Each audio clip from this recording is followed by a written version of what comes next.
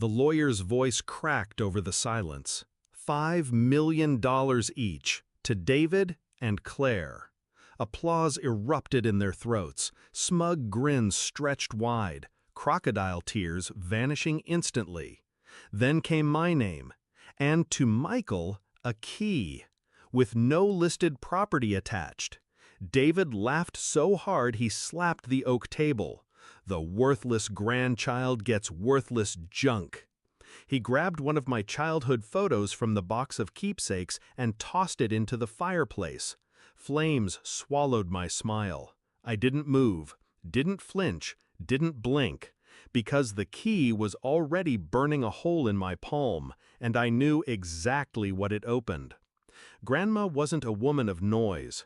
She spoke in riddles, hid her affection in puzzles, her lessons in silence.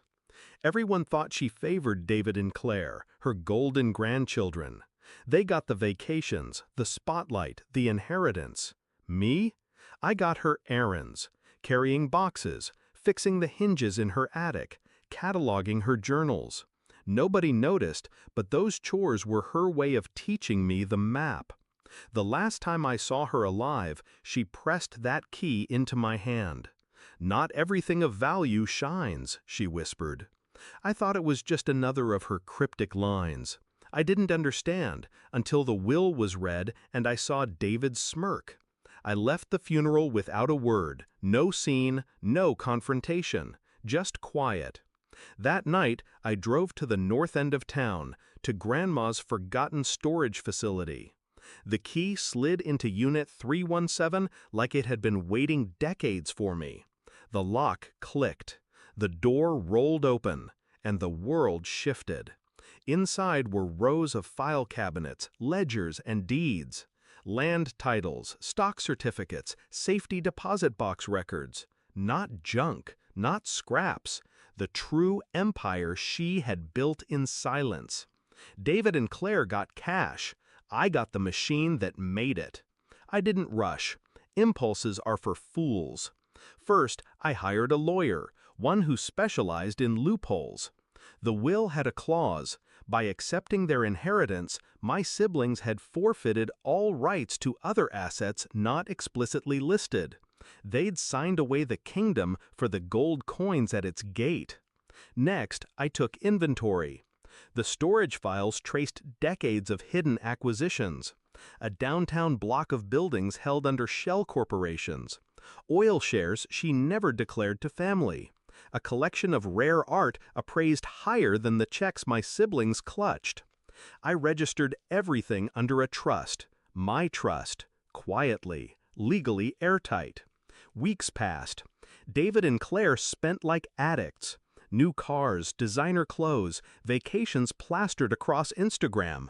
$5 million drains faster than most imagine when you've got arrogance and no brakes. They laughed at me during our one obligatory lunch.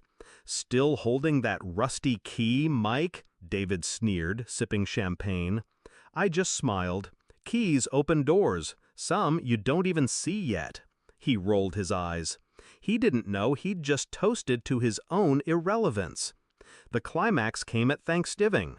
The family gathered in the mansion, Grandma's mansion, that my siblings believed was theirs by association. They sat at the table bragging about returns from bad investments. Claire boasted about a boutique she was opening, financed entirely by her inheritance. David mocked me, again in front of uncles and cousins.